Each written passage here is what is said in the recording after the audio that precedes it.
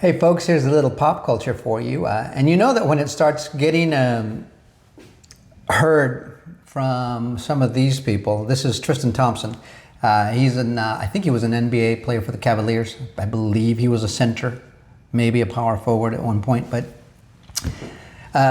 he's a who's who, right? He's a celebrity to a certain degree. And when you start hearing them talk about it, he's not the only one, but you start hearing them talk about it nonchalantly and just pointing out, hey guys, me and my buddies in the NBA, we're talking about this. I mean, what's next? The people in the NFL, the people in MLB, the people in college. It's going to go around. The people over at UFC, right? I'm sure they're all talking. They know where they're going to put their money. They understand. They are smart, and some of them will see what I see. And what you're looking at, but let's read this real quick. Coming from Digital Asset Investor, he says, I wonder how many NFL and MLB players are texting about XRP.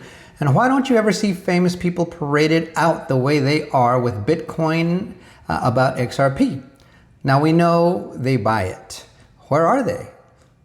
Why so secretive? So according to NBA star Tristan Thompson, NBA players are in text groups asking if they should buy more XRP. The NBA knows.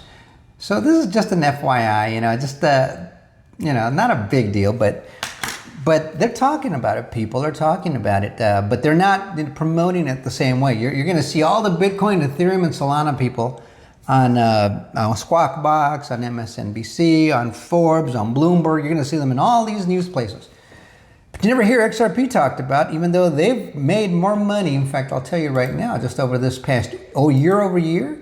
And they won that fraudulent lawsuit against the SEC. But right now, XRP year over year, they're still up 392%. Bitcoin is only up 94%. Ethereum is only up 76%. And their baby Solana is only up 51% year over year.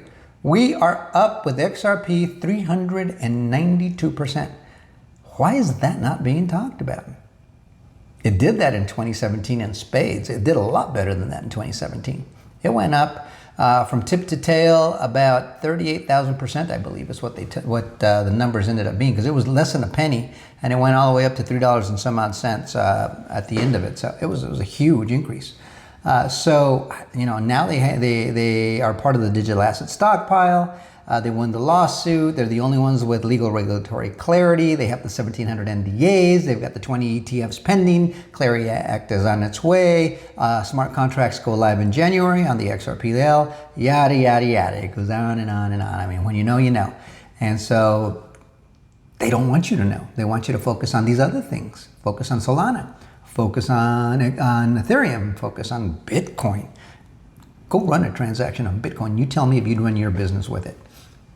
I think the answer will be an emphatic no. Heck no. There's no way. You're never gonna have customers coming by to use it because it's so expensive and so slow to use. So it's just practically speaking, it's no good.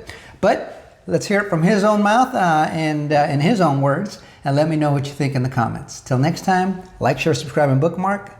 I started noticing this. They ask questions now, and guys are like, do I get more XRP? Do I buy more ETH? So really, guys are texting me, and then in a group chat saying yo, it's pumping. Hey, go check. I'm like, hold it, long term, guys. Think long. The same way you bet on yourself to get to the NBA, you gotta bet on these coins and bet on the space. Bet on what the future of digital finance is. Bet on that's what's gonna be. Our kids. That's the form of that. They're not going to be walking into these banks and these institutions. They're going to be literally having their wallets and being on a computer and literally managing their finance like this.